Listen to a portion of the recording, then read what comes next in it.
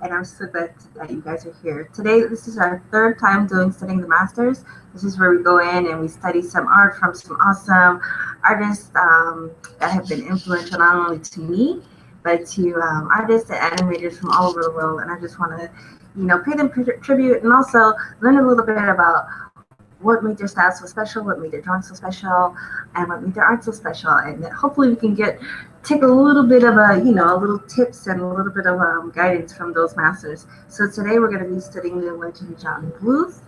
He was an animator and director, not only at Disney's, but he also created his own studio, which he is known for his films, which were completely of his own making. And I'm going to go ahead and go into, let's see if I can go into my Photoshop window now. And I'm going to open up some of these images that I pulled from Pinterest. It was a lot harder to find sort of the work sketches that were from Don Bluth than it was to find a lot of the Disney art. That doesn't really surprise me, being that it's not as popular, but at the same time, it's no less amazing and no less awesome and worthy of learning from. So I did dig around in Pinterest to find some of these images.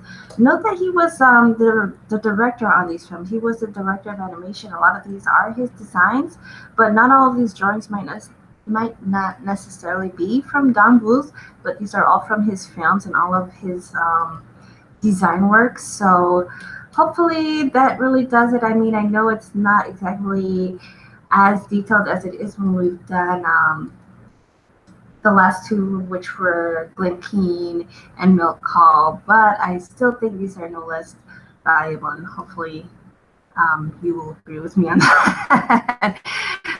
So let's go ahead and get started. I'm going to resize.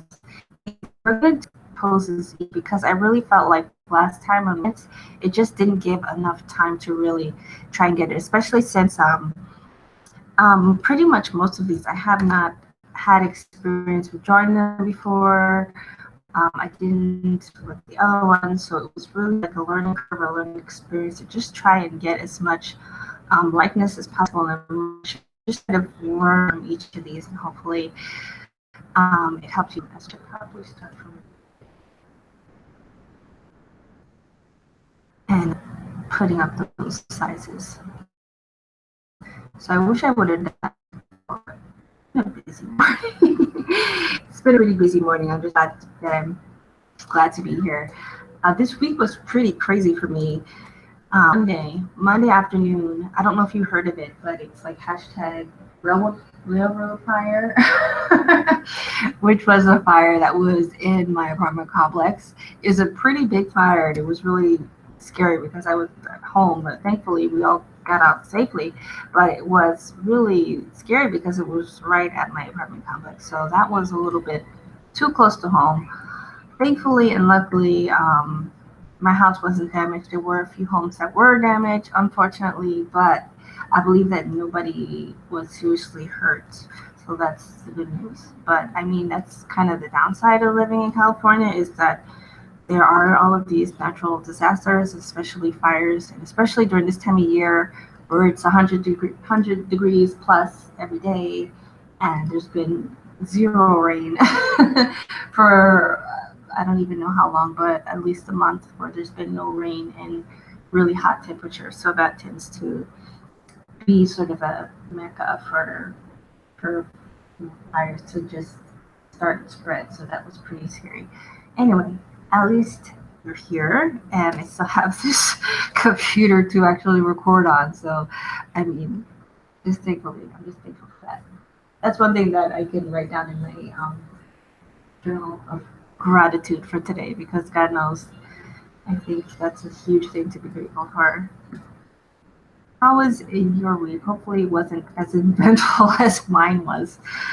Definitely not with fires and things like that. But hopefully, you've had a good week.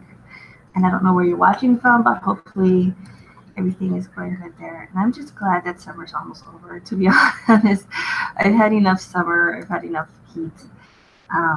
I usually love the heat, but not when it creates um, drama that is really unnecessary. Oh my goodness, that's all I can say. It's just, yeah, I mean, at least during the shower every once in a while would be nice. Every once in a while. We really need some rain down here, so hopefully we get some soon. Hopefully we get some soon. And just if you're just tuning in right now, I'm just resizing some of these that we're going to be sketching from. I don't know if we'll get to all of them. Hopefully we'll get to at least most of them.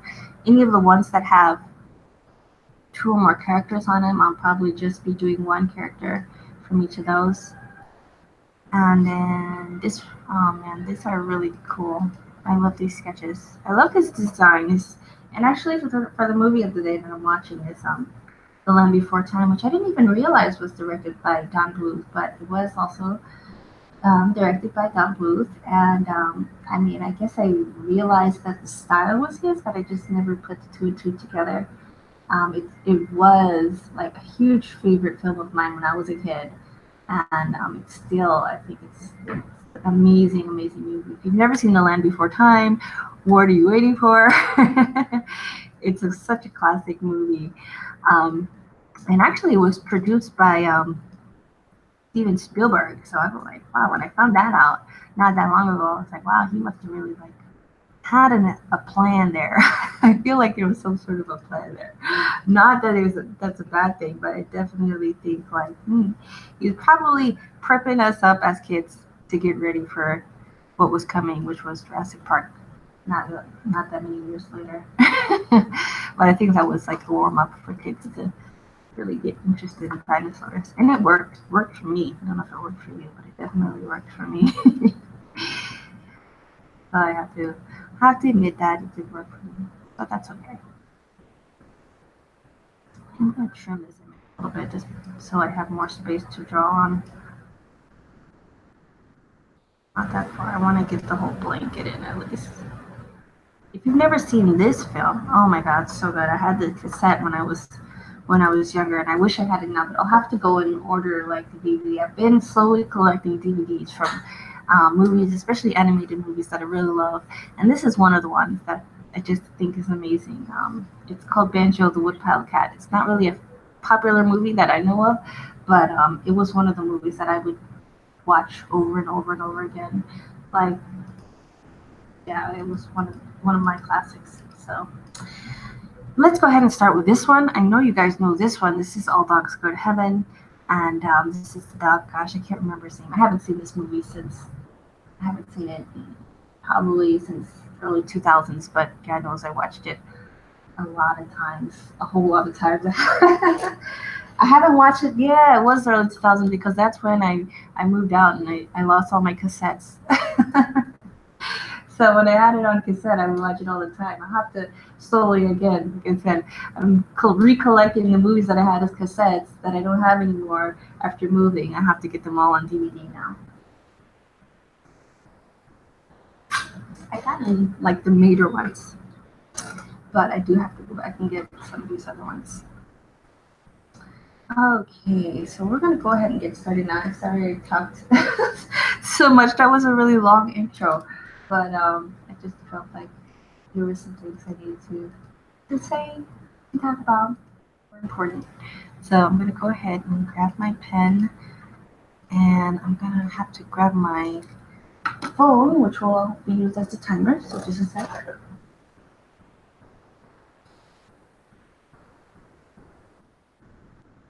And I want to encourage you to draw along with me. Hopefully, you've already gotten your sketchbook and something to draw with. If not, you can get that right now. We're going to do 10-minute poses today. And so let's go ahead and start right now. And with this one right here. I don't know if I'll get to any of the other ones, but I love that. This is one of the movies that made me really love German Shepherds. I think it made everyone love German Shepherds.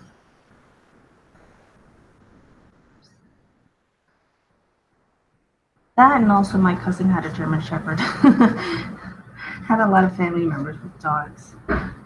And also I had a lot of dogs growing up.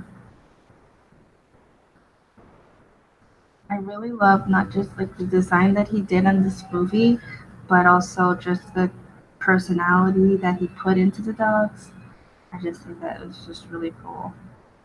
And I love like watching dogs in movies also. I mean, because when was it? In the early 90s, they did a re-release of 101 Dalmatians in the movie theaters. It was like, I don't know, it was like some anniversary. I don't know if it was the 50th anniversary or 40th anniversary or what, but it was the anniversary and they re-released 101 Dalmatians in the early 90s, and it really sold me on animated movies with dogs.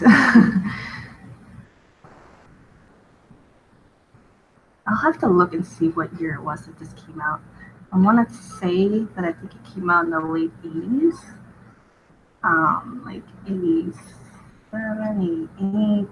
Down Bluth really took advantage of when Disney Studios wasn't doing too well. And actually, I don't want to like do the story wrong, but I'll tell you what I've heard.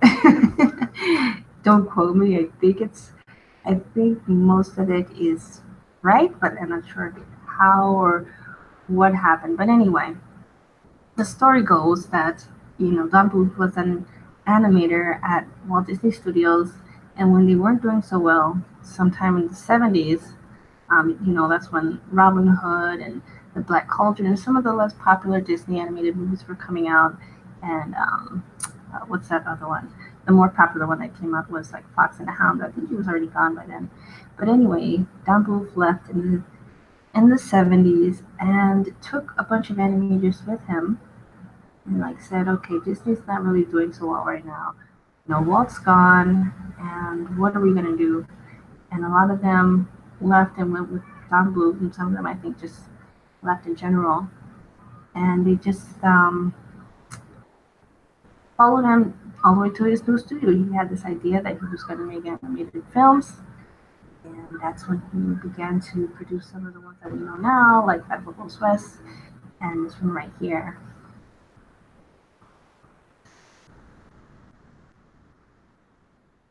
And so I think that he got a lot of his training, well, obviously got a lot of his training, a lot of his really character building and really a good knowledge of what it is that makes a good character. Because, I mean, how many animation studios have come out and how many of them have failed? A lot more have failed than succeeded. I mean, we know a few. We know, some of the guys that came after Walt that really did well, like, Warner Brothers and Hanna-Barbera and things like that. But even then, they kind of played a different role. They didn't really go into what Walt was trying to do at Disney. They weren't trying to make, the fairy tale princesses. They were kind of like making fun of that. And like, I think by making fun of it, they made a lot, they just made people laugh, like the gags that they were doing at Warner Brothers, they weren't doing at Disney. And so I think that has a lot to do with their success. But this guy, Don Bluth, came out of Disney and he started making his own animated films, and he was using the same sort of a formula that, and I don't want to call it necessarily a formula, but playing on the same things that made Disney successful as the studios, making really believable characters and really focusing on a good story. And I think that's what made a lot of his films really succeed. And really strong character designs, really, really strong, I feel. I'm going to go ahead and try and clean up some of my writing.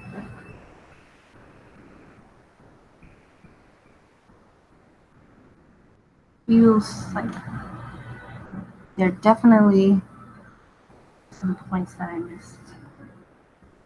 Like I feel like I definitely missed some things that I want to retouch.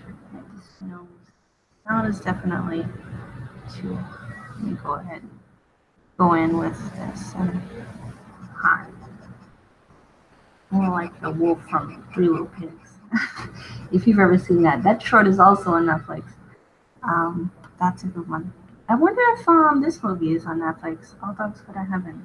I'm not sure. Wow, I'll have to go and check because I haven't seen it, like I said, in a long time. My favorite scene of this whole movie, my favorite scene is the scene where they get the pizza, and him and Charlie, that's his name, that's right. Charlie, what's the little dog's name? Remember, gosh. Anyway, Charlie and the other dog, and they get the pizza and they bring it back for a little girl, and they're all eating the pizza. And the way the cheese moves, the way the cheese is animated, that will always be like my favorite scene in this movie. I just think it was done really well. I don't know why. Even as a kid, I really appreciated that. It just looked so, just overly dramatically gooey, but still, like, it had that kind of an essence to it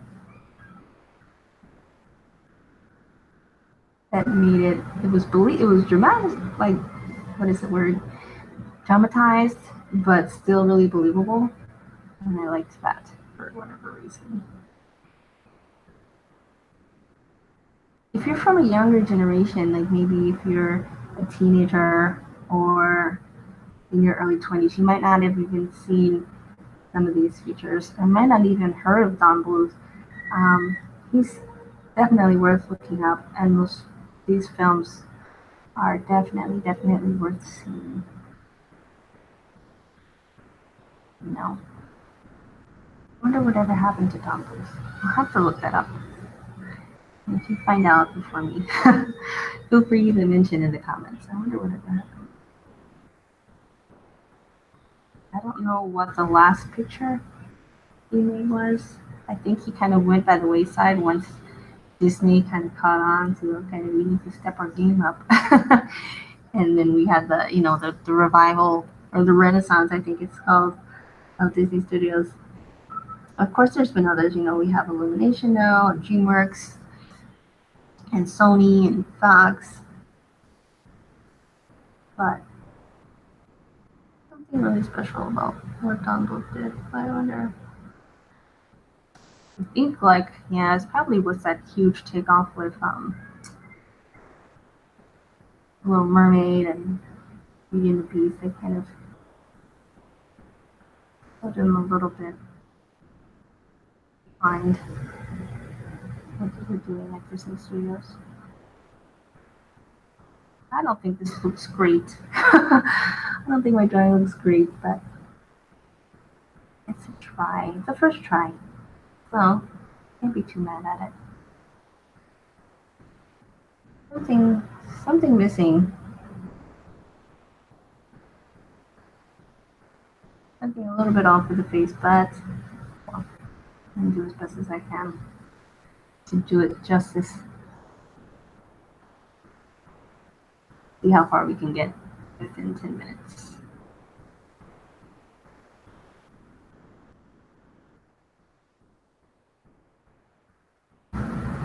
I love the different curves about this character. There's a lot of curves, like even in the neck, there's these different curves that are happening. Maybe his chin too big.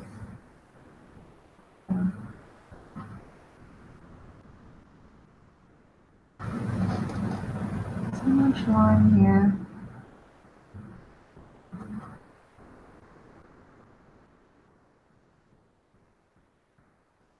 Wait, see what happens.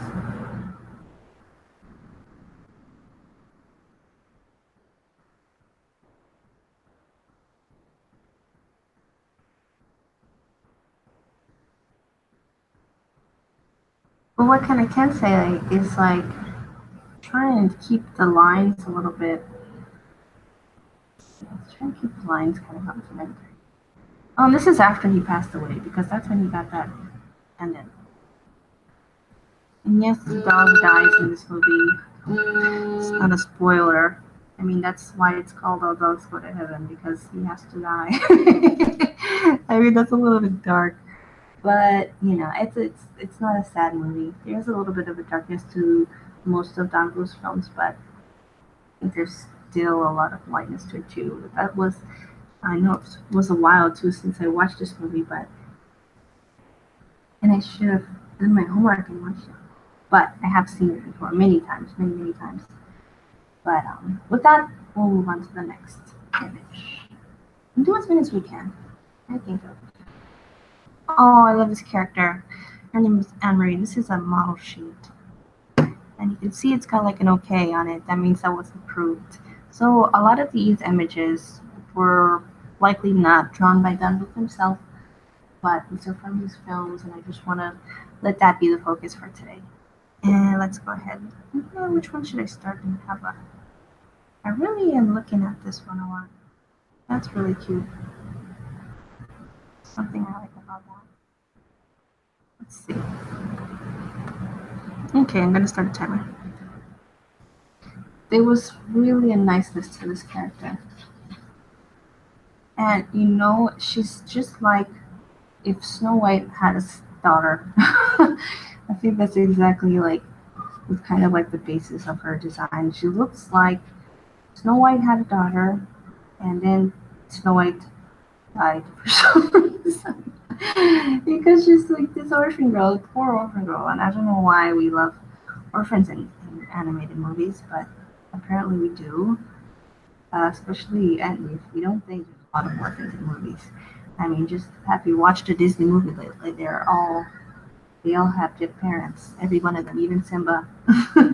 They all have dead parents, and I think that's like an ongoing conversation. But I just think that this girl is like a secret orphan of Snow White. It was so cute, really, like appealing drawing, appealing design. And I think you kind of have to have something that's really appealing about a character if you want it to really be strong. One of my mentors actually, his name is Dan Haskett. He's really amazing animator and character designer and teacher. He was talking about, what really makes specific characters, like last throughout the years. And one of the things he said was like they just have to look like you want to hug them. Like even even like the weird design, they just kind of look like you want to hug them. I mean, even a character like Jack Skellington, that's like he's a skeleton. He's supposed to be like this. I don't know what the term is, but something of a Prince of Halloween or something like that.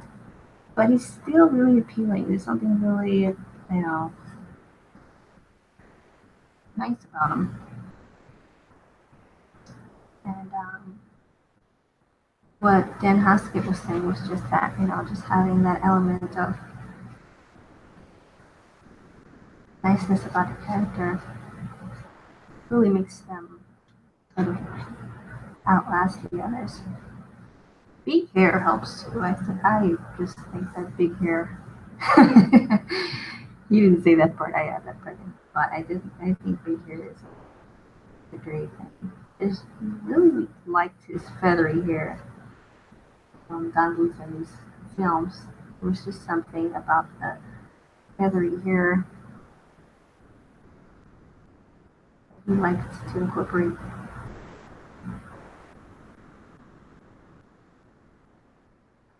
I really like this song. This pose.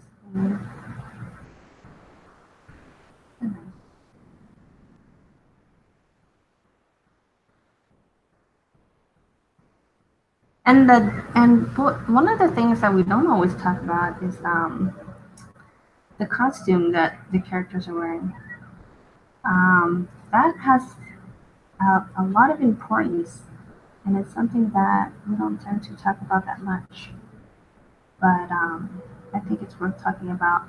There's something really also nice about her costume, even though it's rags. And one of the things that I just picked up right now, and I wouldn't have noticed this before taking color theory class, which I did last fall.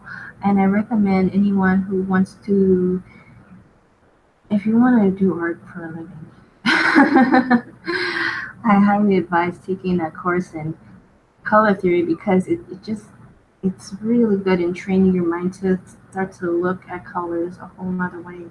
And I had a lot of hard time with colors. I mean, there were certain things that I picked up, I think, naturally and over time, and I think everyone does that works on art. There's things that you do pick up in time, but there's a lot of things that you'll miss if you're not really, really like sensitive to it. And this is definitely something that I would have missed before taking a color theory class. And that's that are actually her her outfit is using complementary colors. And if you notice, the two main colors of her clothing are yellow and violet. And even though her dress is like this, it's kind of a warm violet that's really got a lot of gray in it. It's still using a violet undertone, and the complementary of violet is yellow. So, which is would be her little bow. So, and even her little shirt underneath her blouse is a very tinted color of yellow. So it's still based on this yellow and violet colors. And you'll see like the blanket she has, that's violet.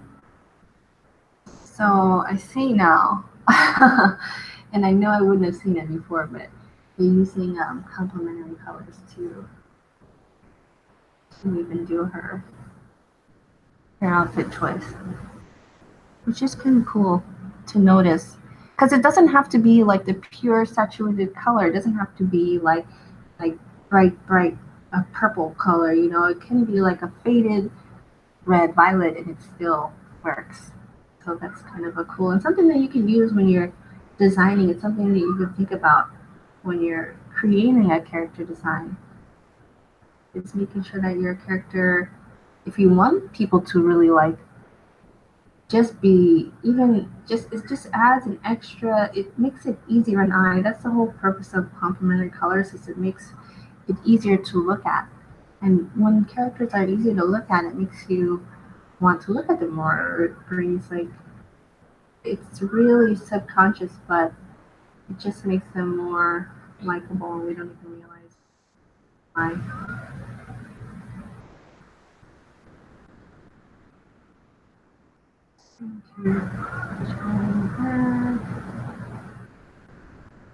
Detail.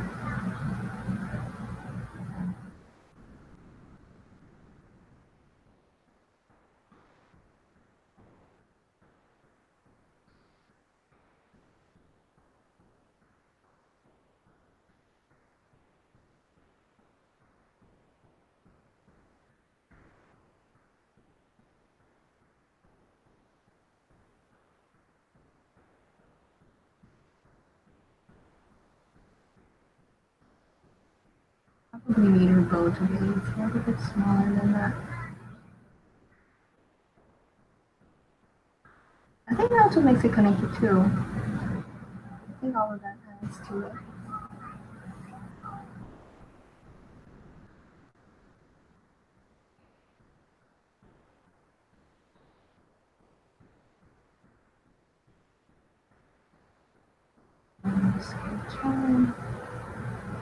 Had a little bit of difficulty.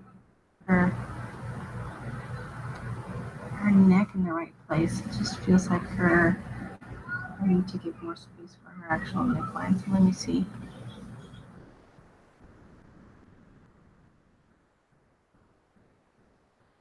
Yeah, I can just put her head up a little bit.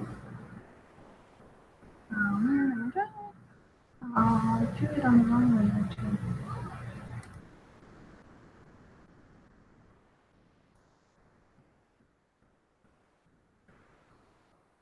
Let's see.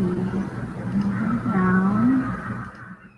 And I'm going to move this up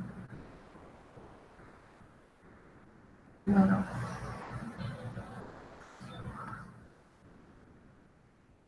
It's like that much.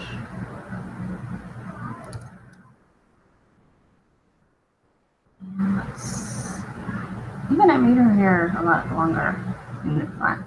But I'm gonna leave it like that because I kind of like it.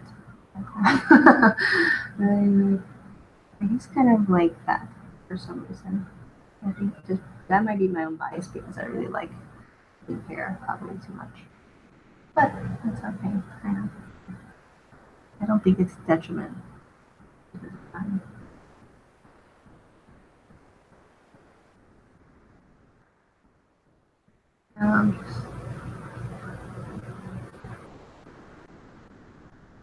Bringing her up and just adding little things that I see. So I keep looking back to the original drawing. I still want to see what it is that he's doing here. And you'll see too, like, that's why too, I think it's so important to practice drawing children. Um, I think if you look at like different catalogs for children's clothes, that's the best way to practice. I think drawing kids, you don't want to be like a creepy person drawing kids in the park or something. It could be something odd to that. But just learning how the proportions, because kids have totally different proportions than adults do. So just starting to get used to that. And especially when I was taking classes,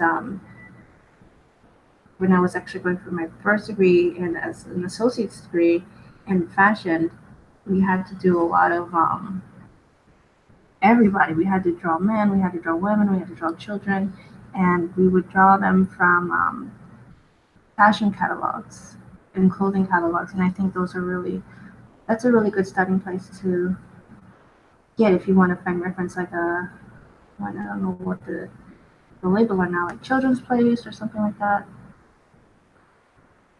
You'll probably find different. And then that's a good way to find out, get inspiration for different clothing styles if you're designing a child character. You might want to go in there and look at clothes for different inspiration and just sketch kids, get used to their proportions. And let's move it along to the next pose. I would have liked to draw all of these guys at a later time. Okay, so who we got here? We got Fievel and we got Tanya. I always said Fievel. I think it's pronounced Fievel, but it's spelled Fievel. That's okay. And let's see. I'm gonna set the timer again, and we're gonna do another 10-minute pose. Let's see. Red. And I really like this one. I think that's really cute. So I'm going to sketch that one.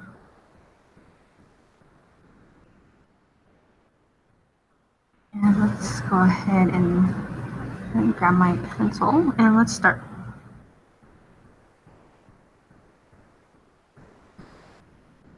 I'm going to give enough space.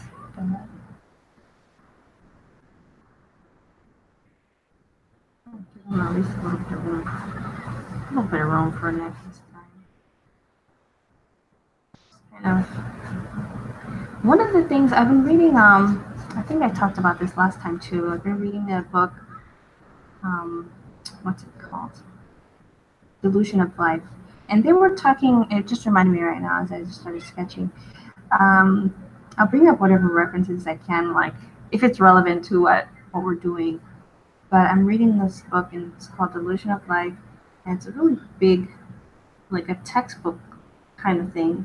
So I've had it for a long time, but I just started, actually like, okay, maybe I should read this thing since it's been here in my little library for all this time. So I'm like, okay.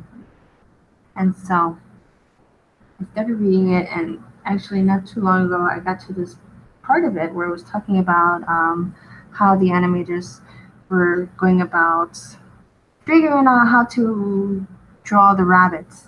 So they had to draw these rabbits for the scene in Snow White. And they figured out, once they got a little bit too anatomical about the drawing, it just made it look rigid and it didn't really look like a real rabbit. Like the more anatomical they got, it felt less like a rabbit. And they tried to figure out why. And the reason why is because it wasn't showing the fluffiness. Like something about drawing, showing the bone in the rabbit, was making it look like, like not a rabbit. And so they were trying to figure it out how to make it look more soft and more fluffy. And so one of the animators, his name is, I think they called him Ham, I figured this out.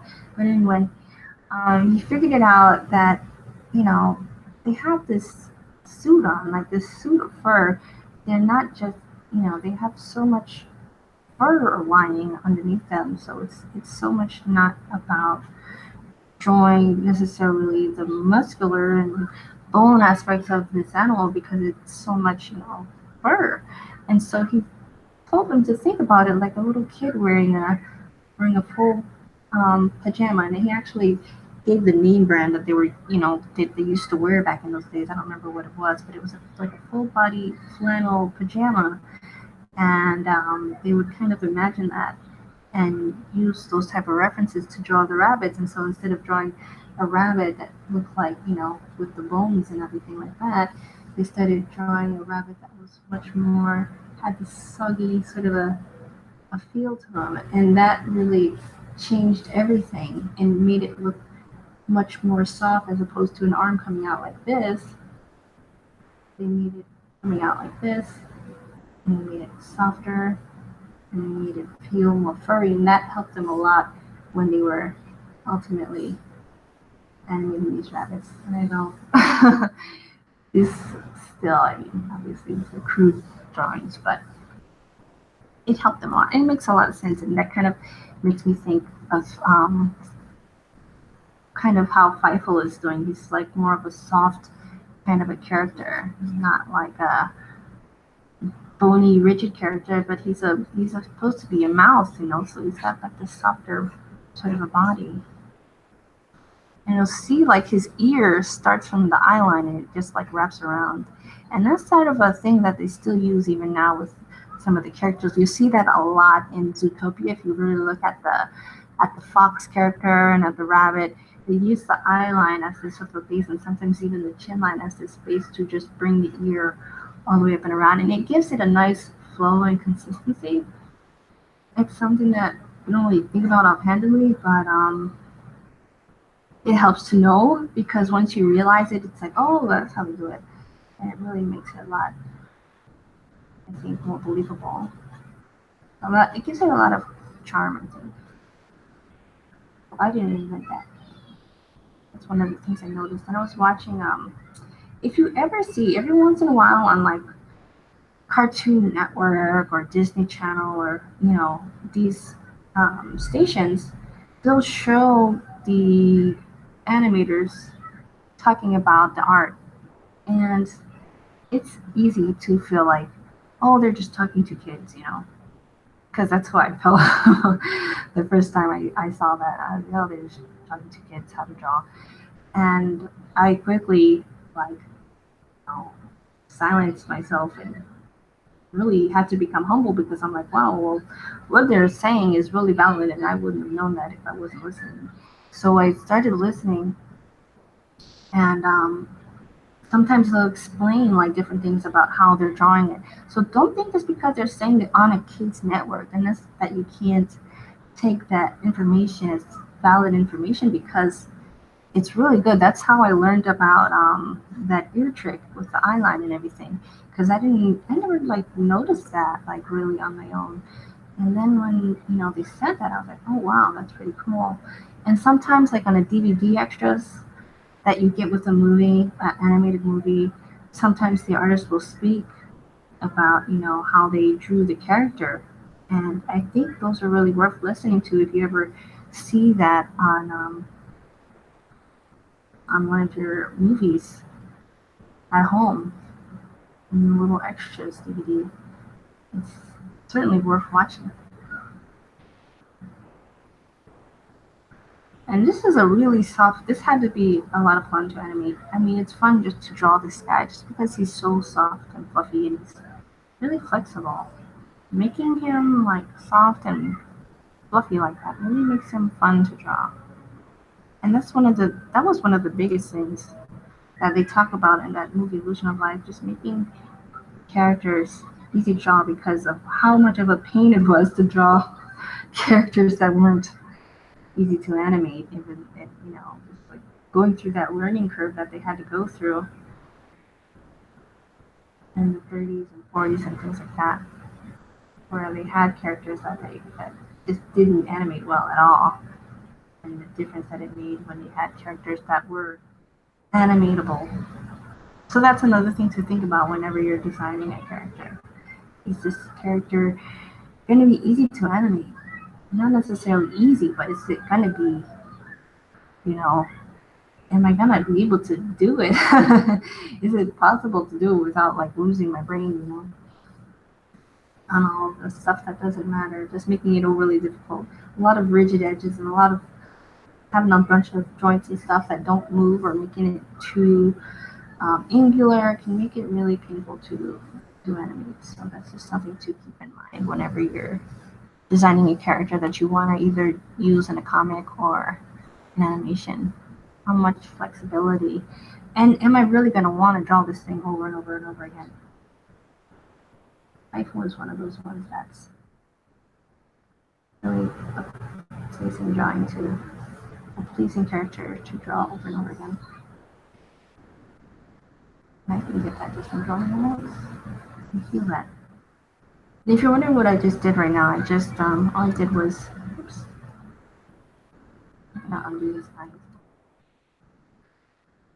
All I did was go down to red layers, started drawing on separate layers, and took the opacity down to like 40%.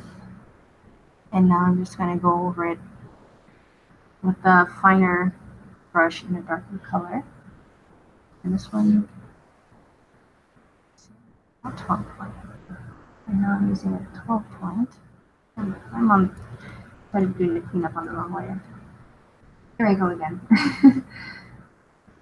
There we go. Okay. Now this should finally work. See what happens. Okay, that's better. Don't want to make the line around his eye too thick because that just ruins the character. I noticed it just kind of takes a lot away. When the line is just too thick, especially underneath the eye, it can really mess up a character quick. I'm gonna put his nose up a little bit higher than I did on the rough line because I'm seeing now as I'm looking a little bit more closely, do a clean line that his nose is a little bit higher up and a little bit rounder. Gives him a more youthful look than if his nose was bigger and further down. Like there's a bunch of different characters, different mouse characters in this particular film. If you've never seen American Tail, what was I gonna say? I really enjoyed Five Goes West when I was younger. But I think now that I'm older, that probably American Tail might have been a better movie than Five Goes West. Wow, that was 10 minutes already? That was really quick. I feel like it did nothing. I kind of did nothing. Bible actually takes a long time, I guess. I don't know, it took longer than the girl did. I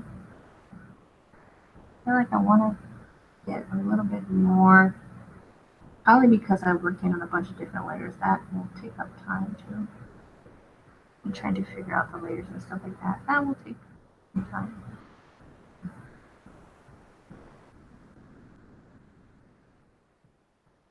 But I would like to clarify like a little bit of the lines that I put initially, kind of figure them out better. I still feel like it's got a little bit of an understanding left to do still with this guy. It's too.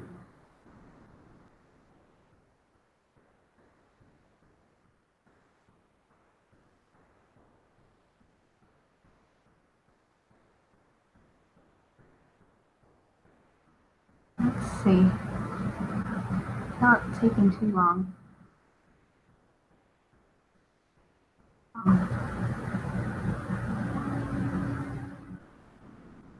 don't want to spend too much time on it because we have more to do, but I'm just trying to figure out a little bit more.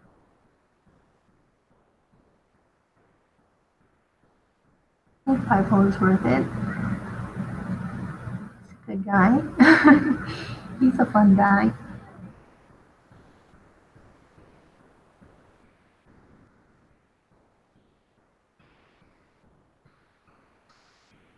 Yeah, I feel like I'm understanding him better after at least putting a little bit more into his face.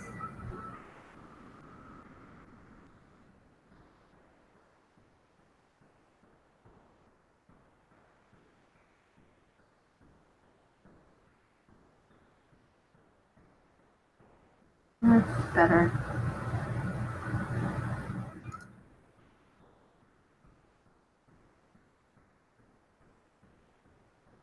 Especially if you feel like, God, I don't really get this character. You gotta look back a lot at that original drawing, because even though he's a nice squishy character, which is great for animating, I still have to figure this guy out. And it takes a while to really get a character if you're an animator and you have, and especially traditionally how they're doing it in those days. I was just listening to an animator not that long ago, and he was saying, it would take, who was working on not this film, but traditionally animated film, and he was saying how long it takes, a couple of weeks before you really sort of start drawing the character more naturally. And really get into the groove of that character, because you really have to keep it on model. That's what I'm trying to do. I'm trying to get this guy as much on model as possible. And it's my first time drawing him. I've never drawn Pickle ever before. I really would like to do a decent job of figuring him out before I leave the drawing altogether. Never to return. And probably never to draw Pickle again for a long time. But I like learning about him. He's a fun character to learn about. I'm glad he's part of this session.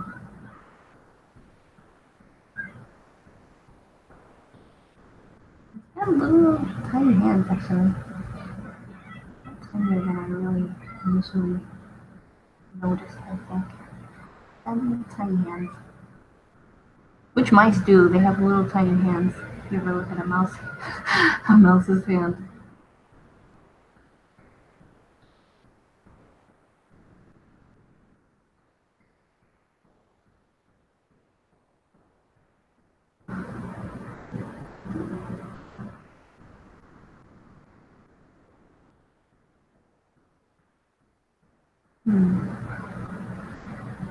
Okay.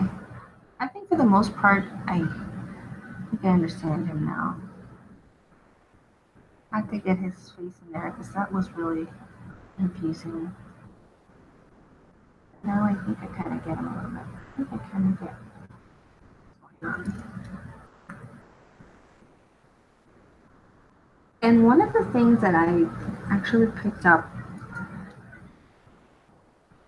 about a year ago or something, whenever you're drawing or like studying someone else's drawing and you're trying to reference their drawing, it's important not to just try and copy the drawing, which it can be really, really easy to kind of get lost in, like just copying the drawing. You want to actually be drawing the character yourself. So when you look at a character, especially when you're referencing other people's drawings to draw from, which is a good way to learn from them. It's not something that you want to make your whole career based off of, is drawing other people's art, but it is definitely something that you can use as a learning tool.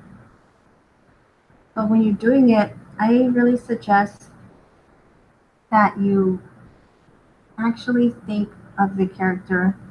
And that's why it's good to know like the character. And if you don't know the character, that's fine. You can give the character your own meaning. What do you think this character is thinking?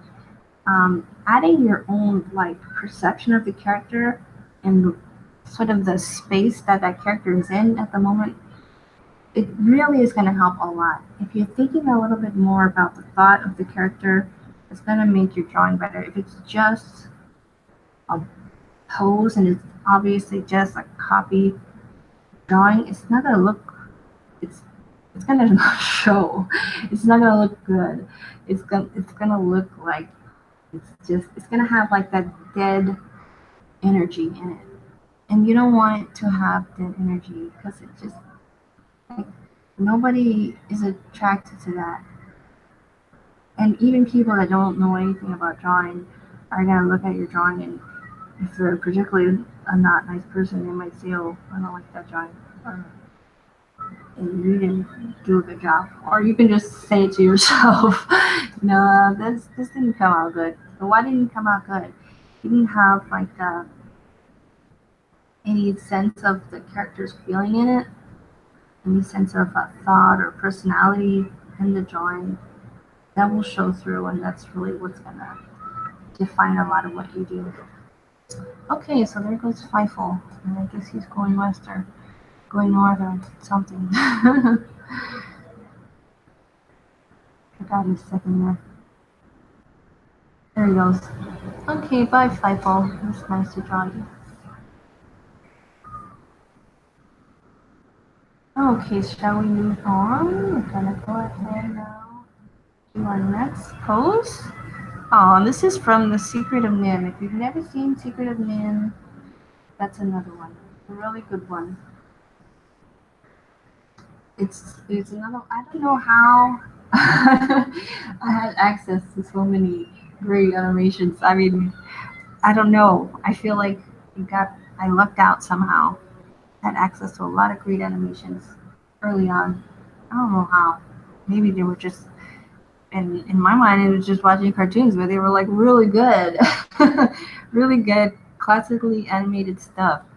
So if you haven't seen them, you can always go back, and that's a good thing about the internet. You can always find all of these films. So if you've never seen it, you can watch them now. You know, you don't have to like think, oh, well, it's gonna be too expensive. I can't afford to buy all those DVDs, or I don't want to pirate or something like that. And definitely, I don't recommend pirating. You gotta give the people that make the art the credit for making the art. So if you can't buy them all at once, save up money and buy one DVD of a classic animation every month or every other month or something like that. And we'll just add. It's like adding to your library, and it's not. I mean, it seems like it's just entertainment. It might to some people, but for you, if you're trying to be an artist, it's going to help you to learn. It's going to be a learning tool, honestly, because once you start to really get into animation and really see it for what it is as an art form, especially the traditional stuff, you're really going to notice a lot of things that people just going to the movies don't notice. You'll see like the way the characters move and expression in their eyes and things like that really make it special. So that's just my little mid talking rant. So we'll go ahead and draw this one, and let's go ahead and start now. We're going to go a little bit longer today. If you can't stay, it's approaching the 1 o'clock time right now, but if you can't stay, that's fine. You can just add this to your watch later, and you can catch up with us whenever you are free, or if you are able to, then we'd love for you to stay and do some more drawing or just watch some more drawing. Either way, it's totally fine. But I want to devote, since a lot of the artists that I do are going to be from one particular studio or the other, or whatever. I think next week I'm going to go ahead and look into doing some Chuck Jones work. So that will be really exciting. But a lot of the artists that we study are going to be from one particular studio or the other. But Don Bluth was kind of like a unicorn in his own right.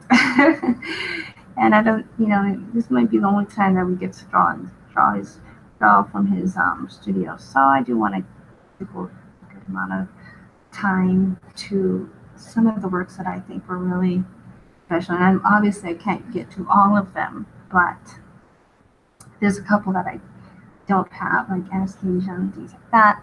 But I mean, it's still, I'll get to what I can, and we'll do what we can. Yeah. But it will be more than an hour, so that's the good. And I really like to see the full body whenever I'm referencing anything, especially if it's a live person or animal that I'm using as a reference for drawing. I like to see the whole body, but We don't have the whole body with this particular pose, but I think it's a strong pose and it's the biggest one. I'm doing this one right here. So we'll just work with what we've got. And it's important to know which angle your character is going to be at.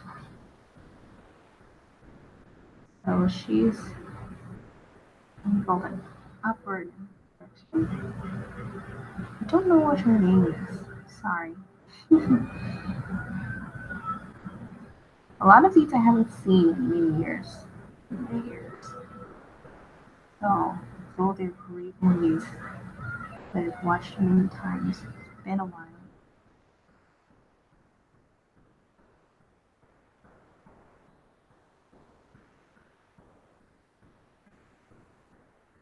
Another great animated movie that's probably underrated is The Triplets of Belleville. I actually do have that one on DVD. I haven't seen that one in a little while, but I'll have to watch it again recently. I'll have to watch it again soon, is what I mean. But that's another really good one. It's not by Bluth, it's like a French film or something. But it's another animation that I think is kind of underrated in its own way. I'm trying to figure out these eyes. They're really far apart now that I'm looking at them closer. They're really, really far apart. And especially as compared to like a Disney where they're much more closer together. These are I'm doing the nose too. I think maybe like around here. I'm trying to figure her out.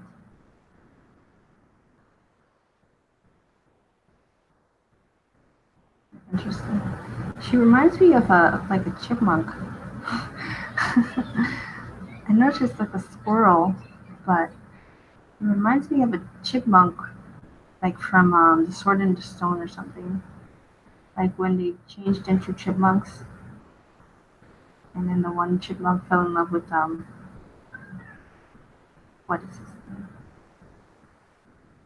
Well, The Sword and the Stone is about King Arthur, so it was Arthur. Like Arthur turned into chipmunk. The real chipmunk fell in love with them. Kind of funny, but also it was a really sad scene too. I wonder who animated that one. There was a lot of personality that they put into that one.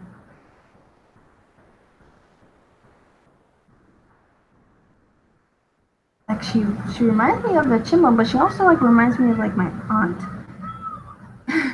She has a very human like likeness to her. It's really appealing. It's really a sweet sort of a look, and even the pose is like a kind of a timid, a little bit insecure of an animal. Really good character. And think about that too when you're drawing it. She looks like she's kind of insecure, but she's hopeful, like, and strong and courageous, but still timid and soft and feminine. So it's things that you don't always think about just looking at it. If you think of it as just like a cartoon, but it's more than that, I think.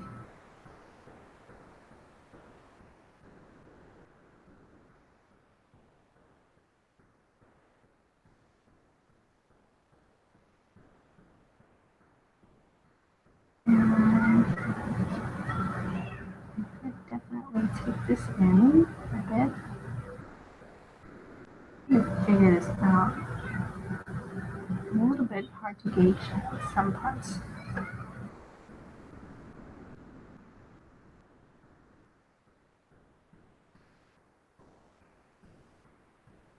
I like this cloak.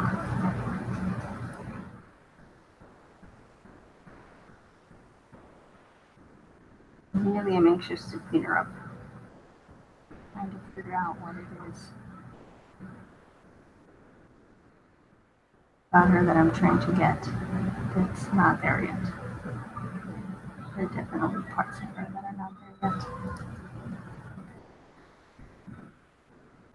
I want to go ahead and go into a new layer and try and dig a little bit deeper into this drawing. something really in those eyes. Really something that's happening there. I'm going to go ahead and take the red down a little bit.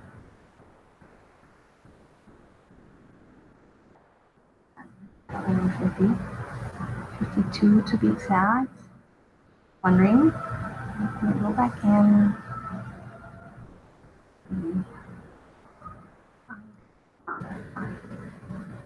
Even like further back.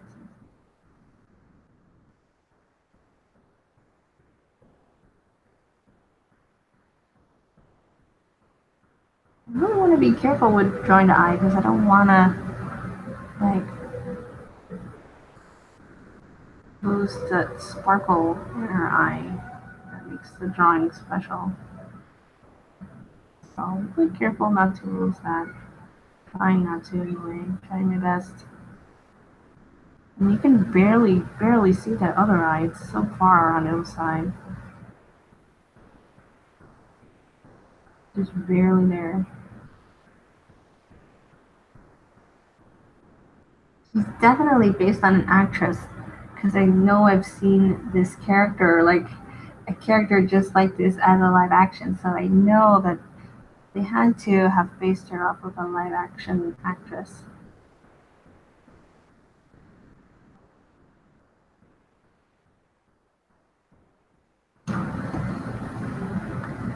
I'm going to try and go in a little bit more detail. I think that's sort of an insecure type of an eyebrow gesture that she's doing.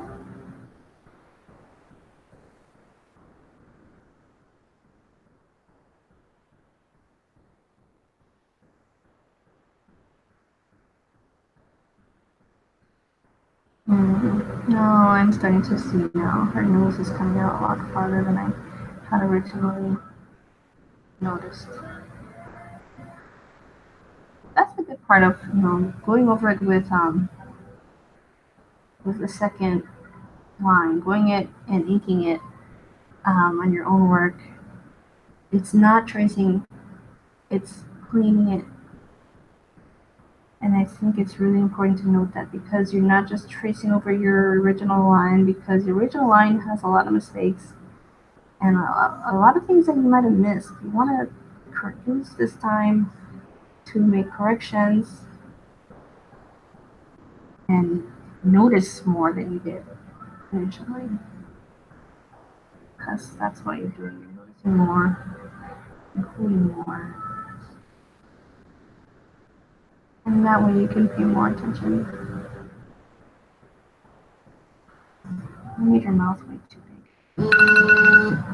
Oh man, 10 minutes is not even enough to figure this guy out. These are really intense designs.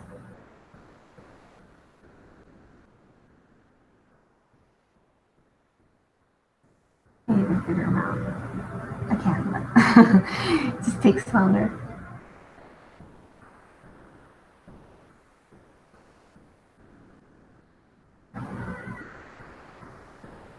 I just feel bad that it's taking so long. I'm sorry. You all, I'm trying to figure them out. And it's taking me longer than like for Donald maybe 20 minutes each to figure it out. That's kind of cool though. That's kind of a good thing, It's not just like these simple designs there, like, more complicated than that. They take a lot of getting used to.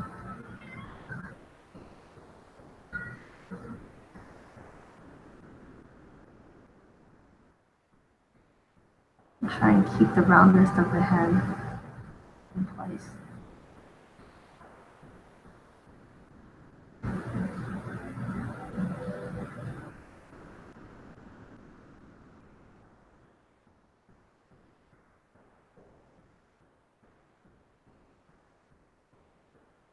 Pixar, I think, really played on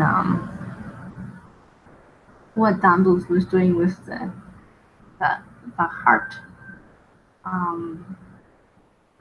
rendering stuff, the heart-wrenching kind of a thing that he had going on. They're all a little bit like, bittersweet endings, you know, and I definitely think, like, obviously Pixar's not the only one to do that. A lot of animes do that as well, especially when you can go off one tragic side, which is one of the reasons why I never really cared too much for anime, because I don't like tragedies. One of the reasons why.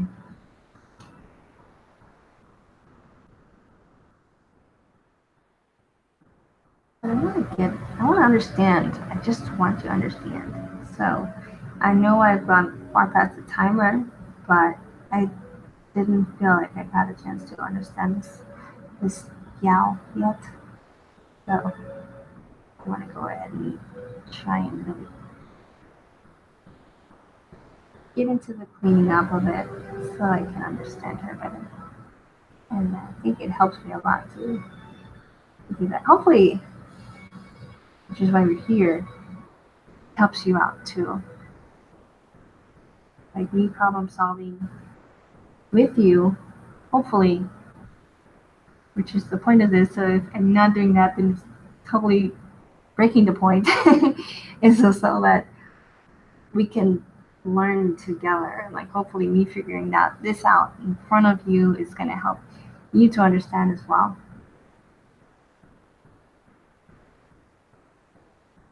Because if it was just, the point was just to like draw for an hour and not learn anything, then, you know, it kind of would be, you wouldn't even, you know, even need to do that, like you can do that and run. But hopefully, you know, just the power of numbers and just trying to problem solve and understand this artist together will help us to really get a better gauge of what's going on. Alright, question. Too short there.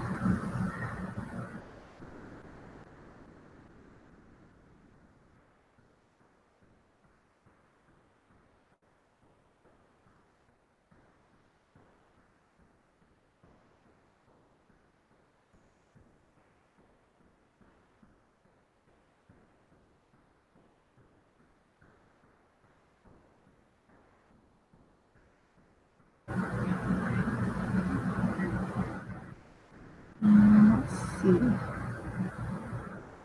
Trying to like just observe where things are going.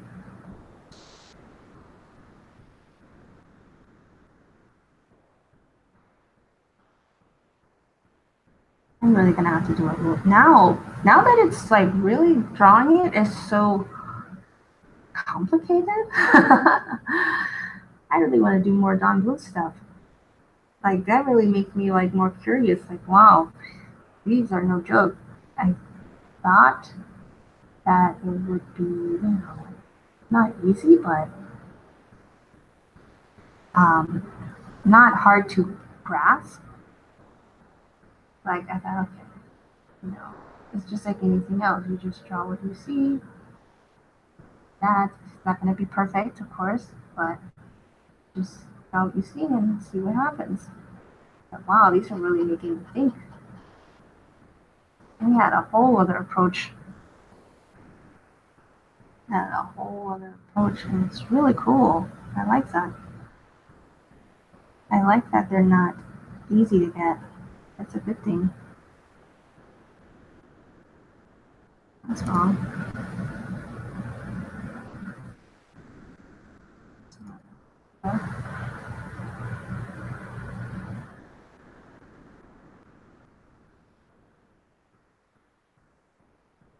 So for anyone that thinks it's easier to draw on instead of tape, it's just drawing. No matter what you draw on. Spend less time erasing, more time pressing the Control Delete button or the Command Z button, but it's still the same thing. And that's it. So, twinge, little tuft of hair that she has.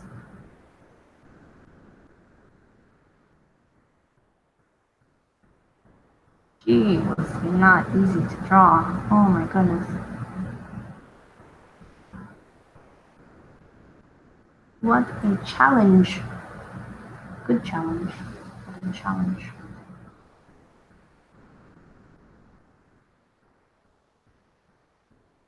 And you know what? The thing is too, it would take so many times drawing this to really get it even like where it should be. But like just going through this process, even if it's just once, even if it's just today, it helps. The more that we can do it, the better. But just starting to add little by little to our own little library of character knowledge, it helps a lot. So if you are drawing, even if you're just watching how I'm doing this, it's gonna help you a lot over time. Might not seem like it right away, but it does. It just adds to your sort of library that you keep mentally,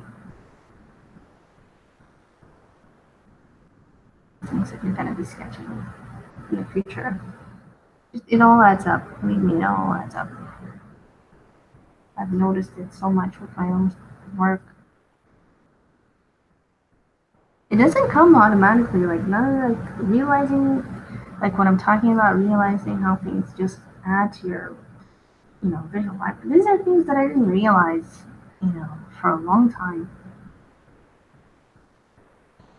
I'm able to share with you now because after a long time of trying to figure things out, like slowly I picked up on some things, at least that I'm able to share. Of course, there's still a lot for me to learn, but that's okay too.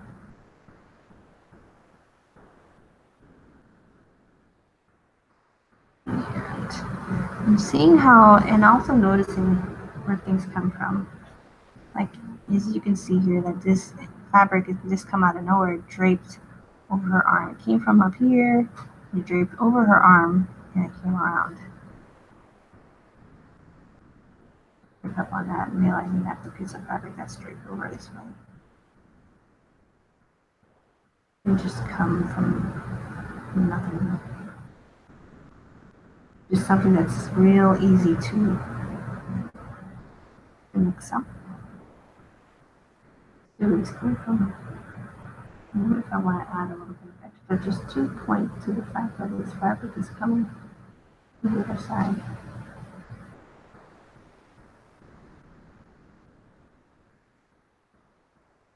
You have little dots on it.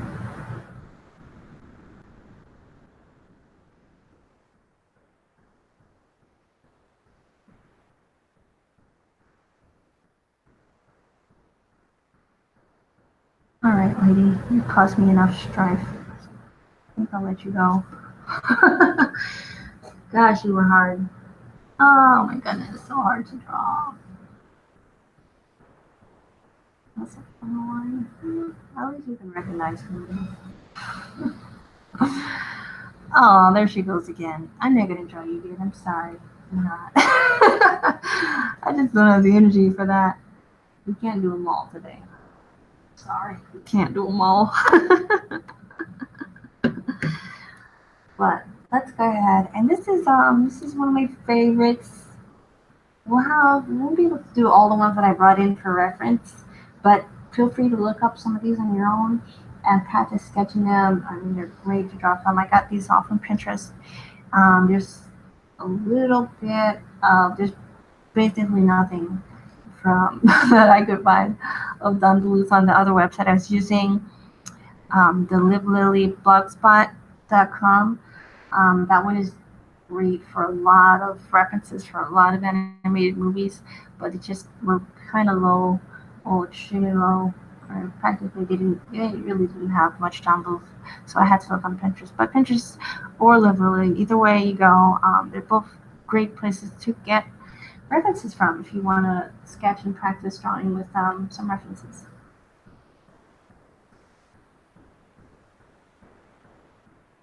And I'm going to go ahead and start this guy. This is Banjo. Banjo's awesome. I love that movie. Love it, love it, love it. And I'm gonna go ahead and start. Oh, look, I was watching Cody right now. I don't know if you guys see your back, but I think I don't know. That was my head. That was also produced by the man Steven Spielberg. I'm just gonna put something else on. I always like to have something playing. I'll put a little something there.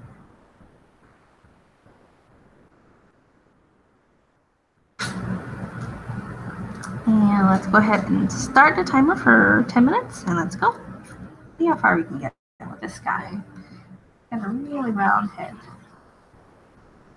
And you can't see the whole body, which is kind of a not as good thing, but I can still kind of get it because it's like a good little gesture. And I only know that from I think you'll be able to recognize it if you're doing a bit of animal drawing. You can kind of see where his shoulders are coming from. Also, if you have cats at home, dogs, birds, any kind of animal, you can always draw your pets. And you don't have to draw them super seriously, long pose if you want. I am always making little cartoon drawings of my cat. Like, oh gosh, and I'm totally not even a cat person either. I love dogs, but for whatever reason, fate landed me with a cat. But she's great to draw. I love drawing her. She's got a lot of attitude. She was a stray that we picked up a few years back, and she's been part of our family ever since.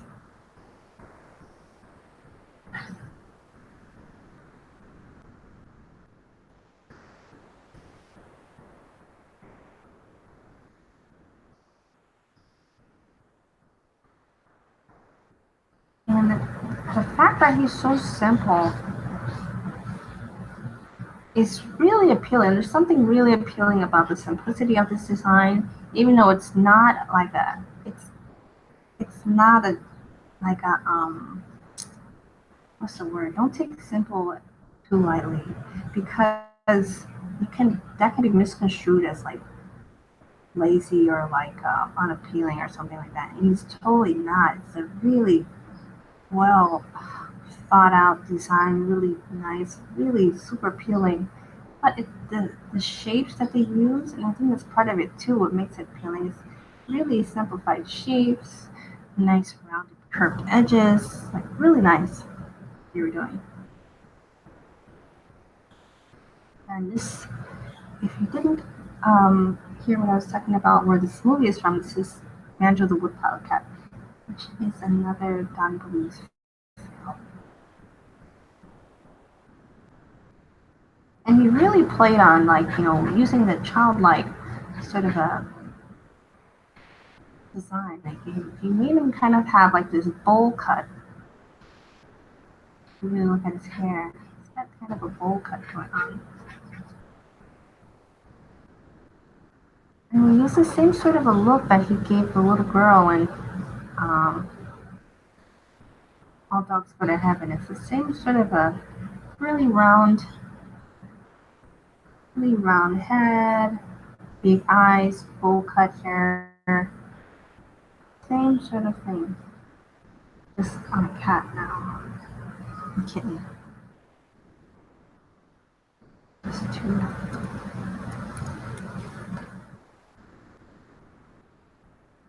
Really sad ears.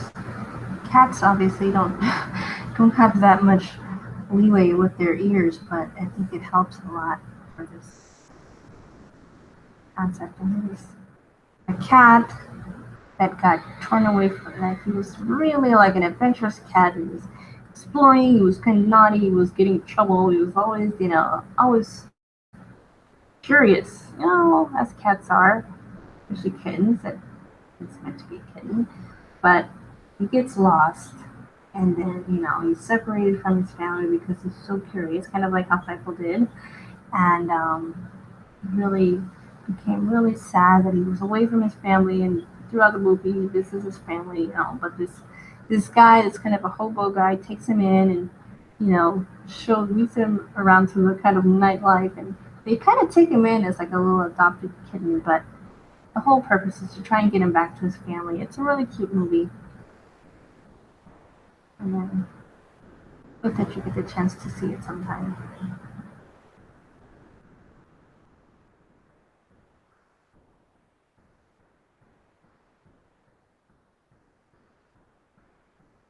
Hopefully, I do this drawing justice.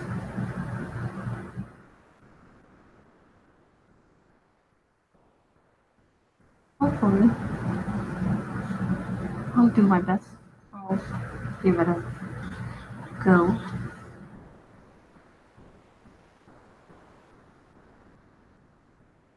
I just left out the little sock that he has on his foot. It's really.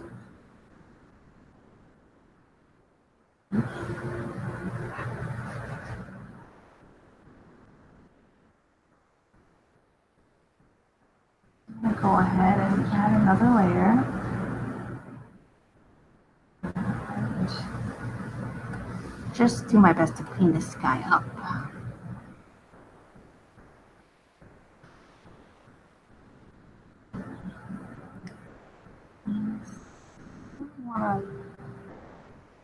Whenever I'm doing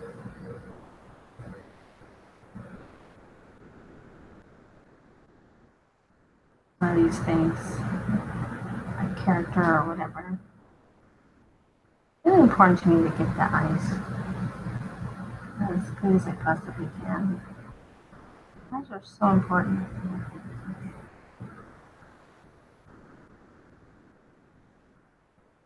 Glenn Keane says, whenever he gets into his talks, if you ever get to hear him sometime, I always use him as a reference. It's my favorite artist. I can't help it.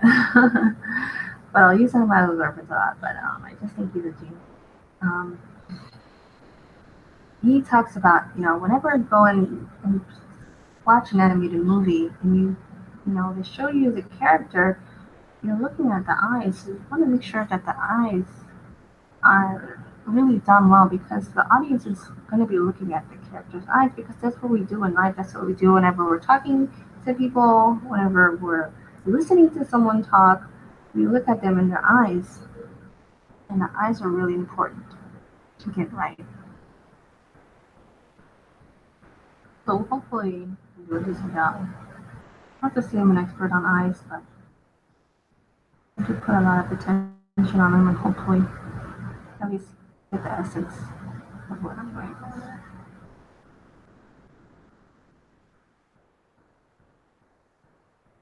If you ever sketch from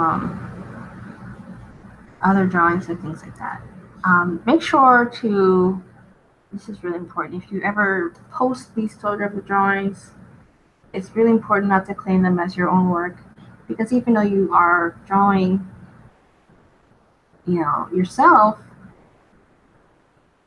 it's not your design, and this is not my design. This is me trying to get something out of someone else's artwork and share with you. And hopefully all of us, learn something from drawing these. But it's really important to give credit where credit is due. So if you do draw some of these and you want to post them, make sure you just say, hey, this is from Don Bluth's film, and I'm trying to study his design, or whoever you're drawing. Always give them credit. Never take credit for someone else's design, even though it's your interpretation or your drawing or whatever. You still want to give credit where the credit is due. It's much due here. What else can we put in there? Not that one.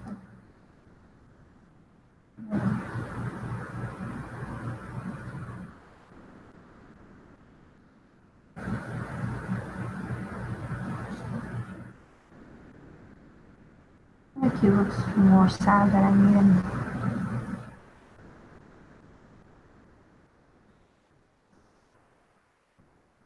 Yeah, I make that frown a little bit more dramatic.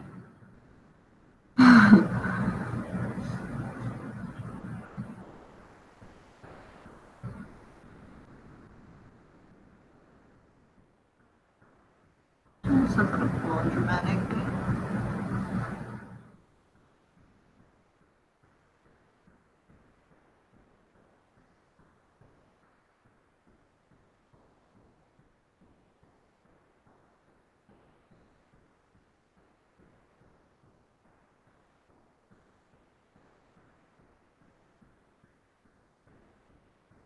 Oops! Wow, that scared me. Oh my gosh, that scared me.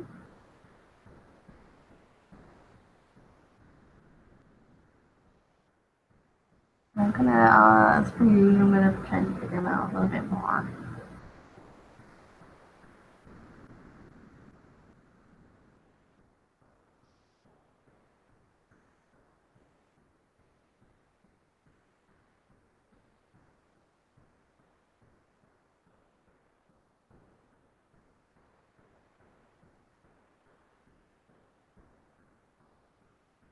Let's see.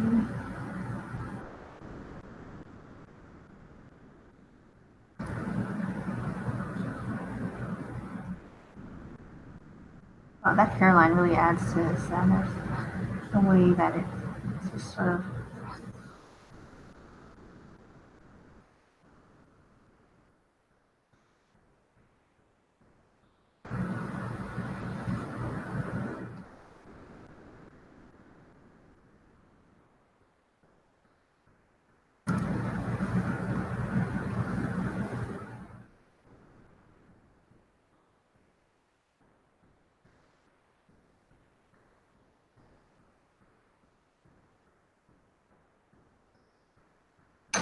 And let's see.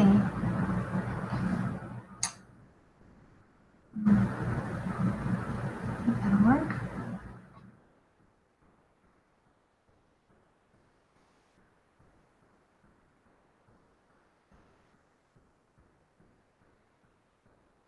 Clean up that line just a little bit. And let's see. I'm gonna try and some of that ear out.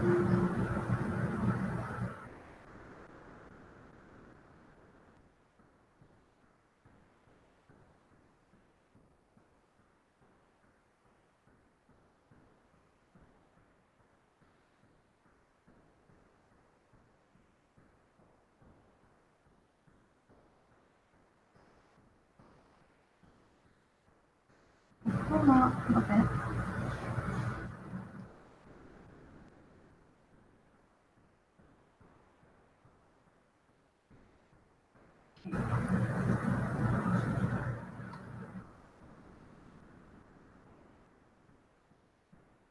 I'm just going to add a little bit of that sock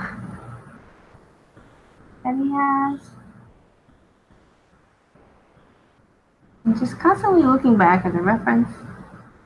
I'm sure I'm doing that all right.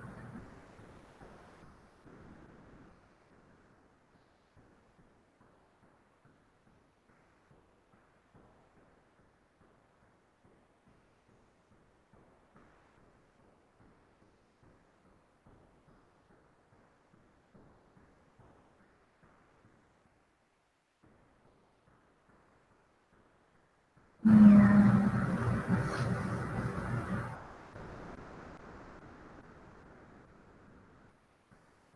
Aw, poor cat. He looks so sad. Ah, poor guy.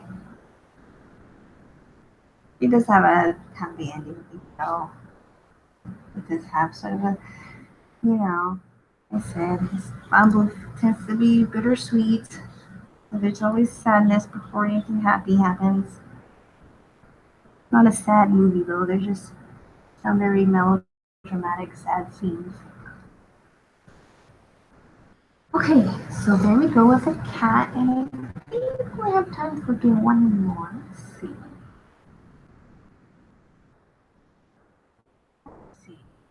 Oh, that one was so cool. Which one do you think?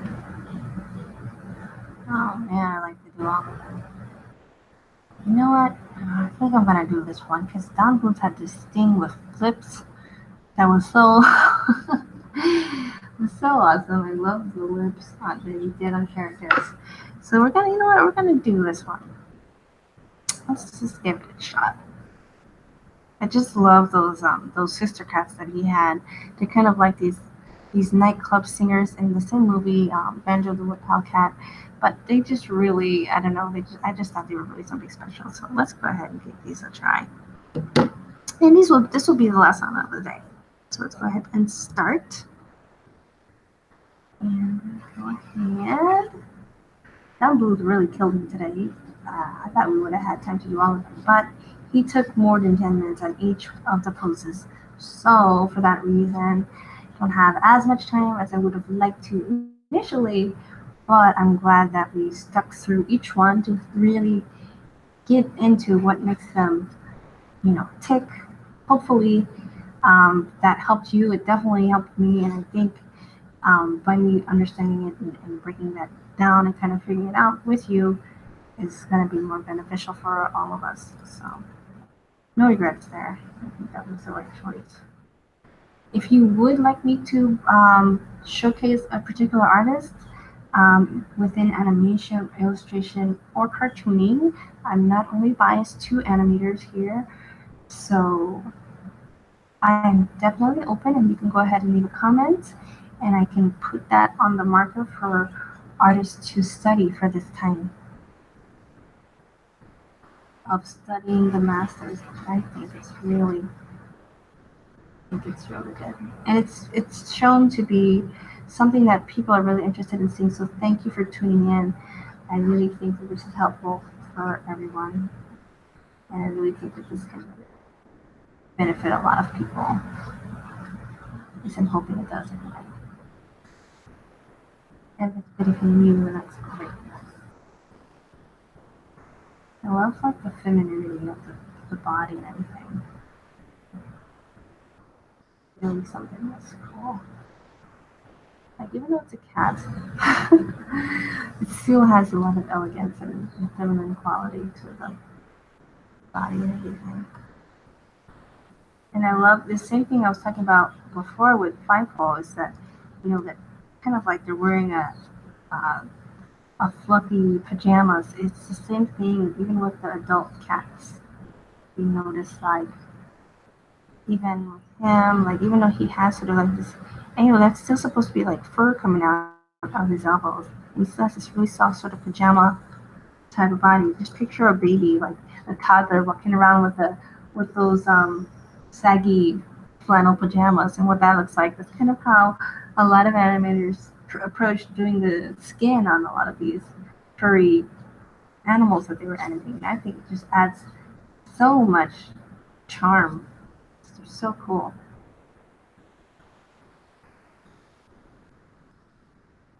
I'm really gonna try and get that sort of a look. She's like a diva, and she's always like got this, womanly kind of sexy vibe, but she's just talking to him just like a little boy, like a little kid, but she's still got that, that thing about her that just never goes away. That diva quality.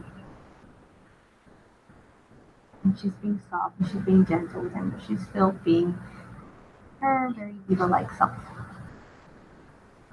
And it's funny because she's really like supposed to be, in essence, this is a stray cat, but she's a stray cat that performs in the nightclubs, and she has a band.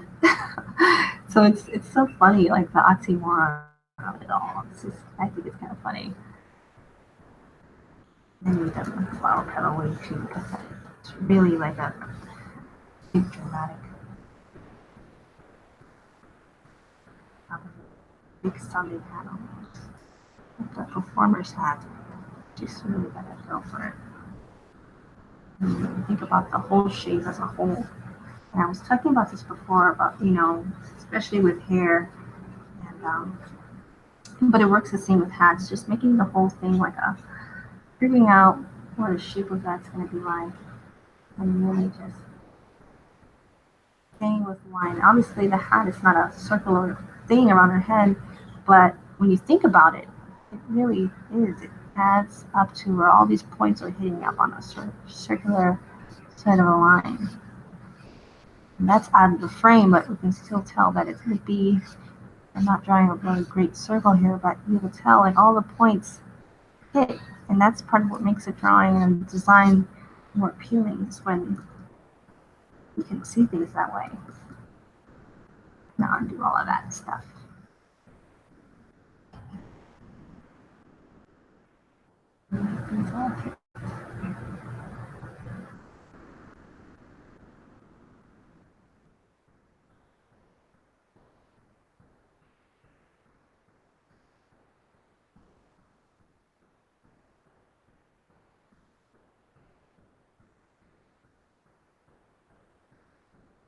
That does it a little bit of a better justice there.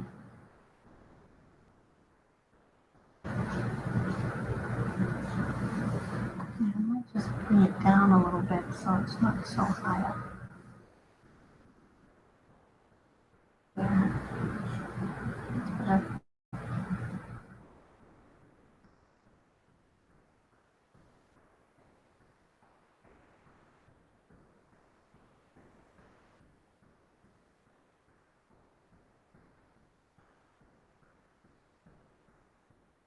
And then really dramatic lip, I love it.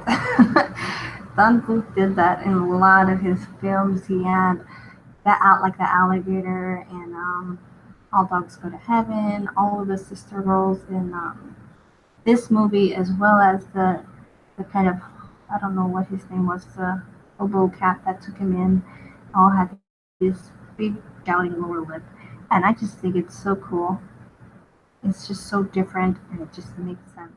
It's just neat. I just really like that aspect of the design.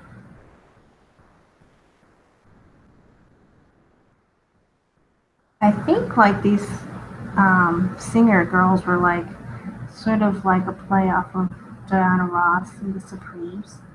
So, you know, never feel like you can't get inspiration from pop culture.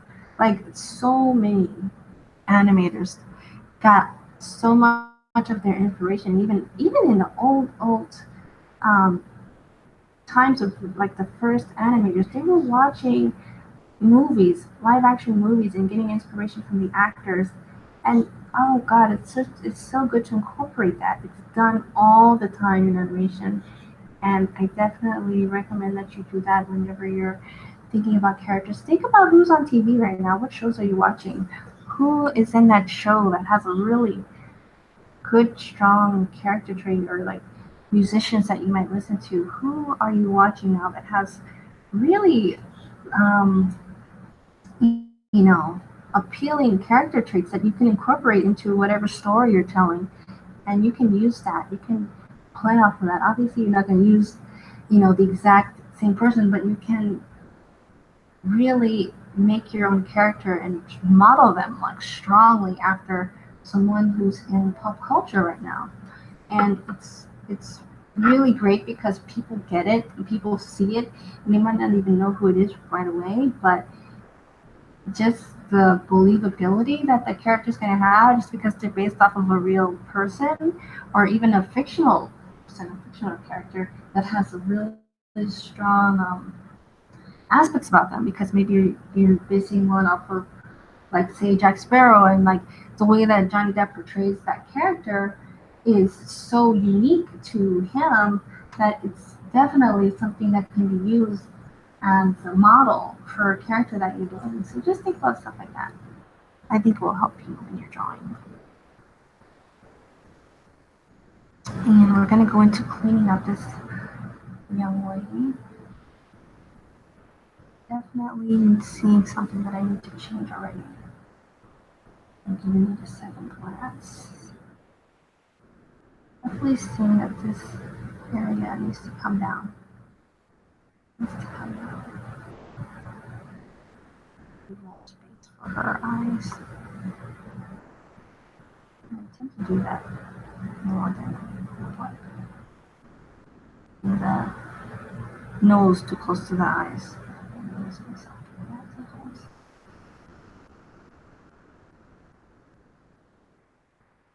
To allow some space in between for those sort of things.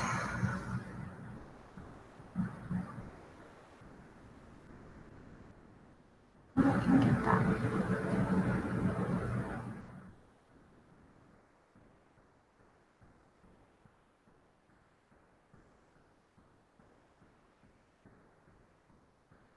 What to do there?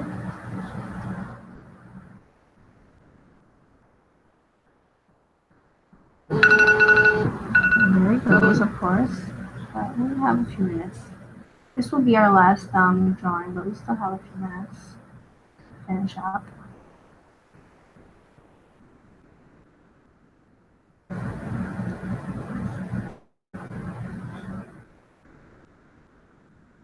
Just feel like it's been so neat and interesting to just try and get a feel for what it was that Bluth was doing in his designing the characters and creating all the worlds that he did. It really takes a lot of talent to do. Go right into the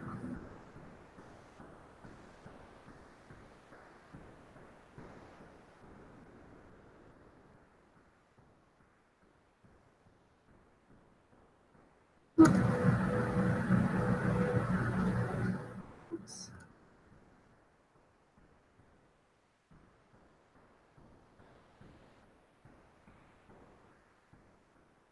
Well, you can get some kind of justice.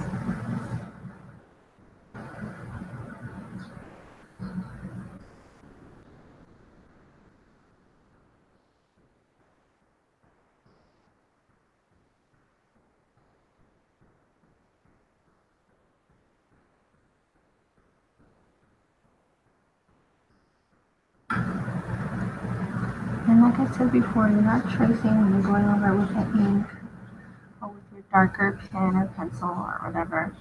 You really want to go in and try and pick up on what you miss, pick up on what detail you can add. And I can't promise that every studying the masters is going to be quite this long. I know I went about double what I normally do, but hopefully it was all good for you because I really enjoyed it. And I think it was really neat. I really have a new appreciation for Bluth because it was hard for a lot of parts. Like some of these were really difficult.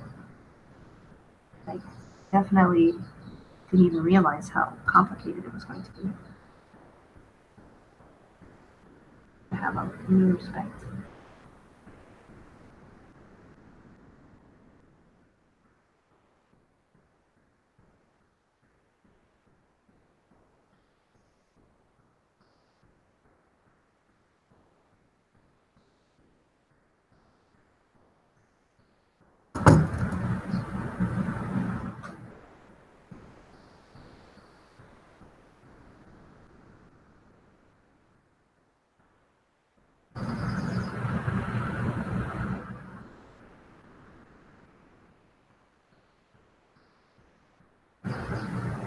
And she even has almost like a little, just like the detail, man, like just a little bit of an afro with the cheeks, you know, just to like give a little bit of a shout out to the fact that she's based on African American singer. That's just cool to me. I just think that just like that's such a cool little detail because who would think of something like that? Just changing like the fur texture on the cheeks and it just makes it really cool. You know, even if you have a all animal cast, it can still be diverse. That's so cool. I mean, obviously that's been happening for a long time, but just a lot of people, a lot of studios don't do that, you know? I just think it's a nice thing. It's a cool thing. Just adding like just a little bit more depth by adding different character types because essentially, you know, Andrew, like the main character here in this story is like he's like a little farm boy. He's like from, you know, the farm. Like and then you have him going into the city where there's all these people and he's singing the clubs and it's like, you know, you can add diversity even in animation, even with all animals. It's so neat, you know? That's pretty cool, I think. It just makes the options so. Oh, I forgot to do her necklaces. It just gives you so many options, you know? Let me see. I didn't. Her neck is connected to her hairline. I didn't notice before. And she has this necklace too that I didn't notice before. So, just realizing stuff like that when it happens.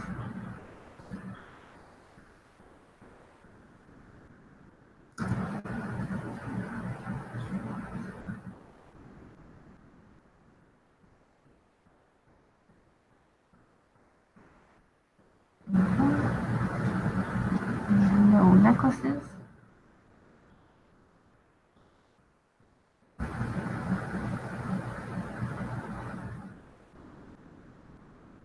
Oh, begin again on my cleanup.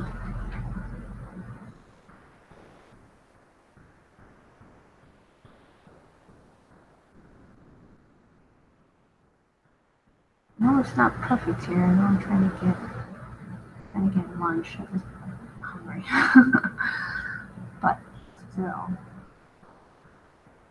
definitely could bring her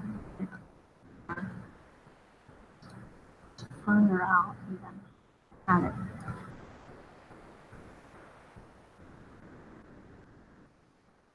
I'm seeing the relation between her chin and everything, and now I'm seeing this comes out further.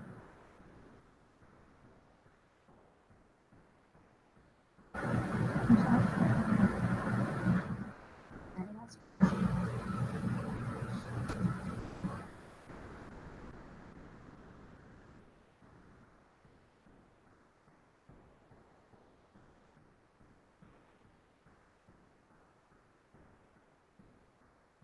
I'm trying to get the drawing not as much like this as I can, but it's not going to be perfect. That's why we practice. Practice makes better.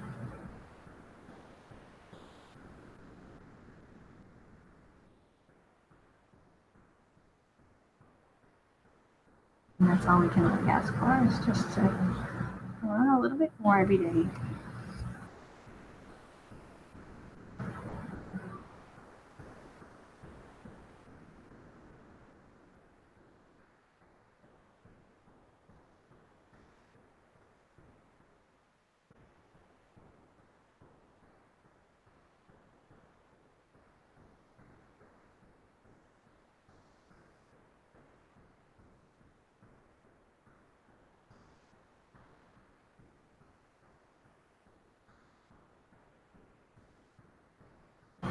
Adding her eyelashes are fabulous, I might add.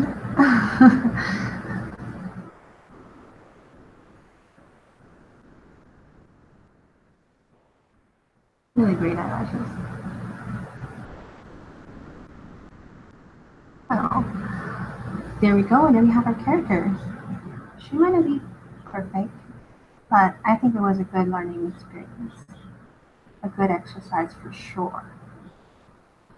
And with that, I am going to call it a day for this episode of Studying the Masters, referencing Don Bluth, the amazing Don Bluth. And so I hope that you guys enjoyed this. I really had a good time. It was a lot of fun. It was definitely a challenge, that's for sure, but it was a whole lot of fun. I'm going to switch to my view now. Hopefully you guys can be able to see me. It's like can say goodbye. But thank you so much for joining, and thank you so much for drawing with me or just watching me, or however this benefited you. And I hope that you share and give it a like, and make sure to subscribe. I'm here every week. I'll be here Friday for Figure Drawing Friday, and I'll be here again next week for Studying the Masters, where we learn more and get more of a feel and inspiration from studying the works of some amazing artists that have existed throughout our lifetimes. And so if you have any artists that you want me to reference, go ahead and leave me comments, and have a great week and have a great weekend. And I'll see you guys Friday. But until then, be grateful, live balance, and be yourself. And I will see you next time.